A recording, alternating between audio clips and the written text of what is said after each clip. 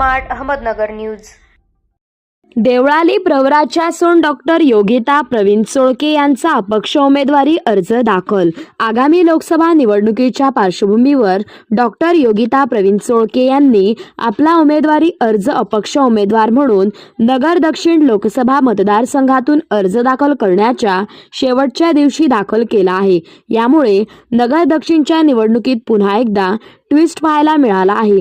जनसामान्यांमधील प्रभावी व उच्च शिक्षित महिला उमेदवाराच्या एंट्रीने नगरमध्ये एकच चर्चा रंगलेली पाहायला मिळत आहे। डॉक्टर योगिता ह्या Aarohi college of pharmacy Shirur Pune येथे प्राचार्य असून त्या देवळाली प्रवरा तालुका राहुरी येथील प्रगतशील शेतकरी श्री बाळासाहेब विष्णू सोळके यांच्या सुनबाई आहेत।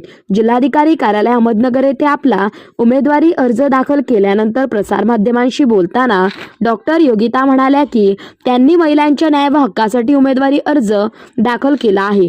तसेच सर्व मतदार बंधू भगिनींना आपल्या मतदानाचा हक्क बजावण्याचं आवाहन केलं आहे।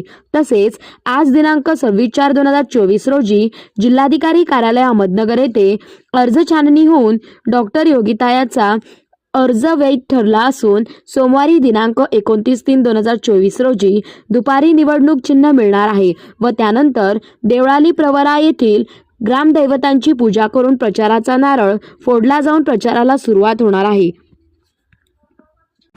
माझे नाव डॉक्टर योगिता प्रवीण सोळके, राहणार देवळाली प्रवरा।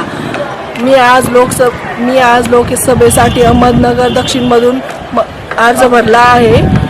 तरी मी सुशिक्षित लोकांसाठी आणि महिलांसाठी वेगवेगळे त्यांचे प्रश्न सोडवण्याचे काम करन। तरी मला भरघोस मतांनी मतदान करा अशी विनंती करते।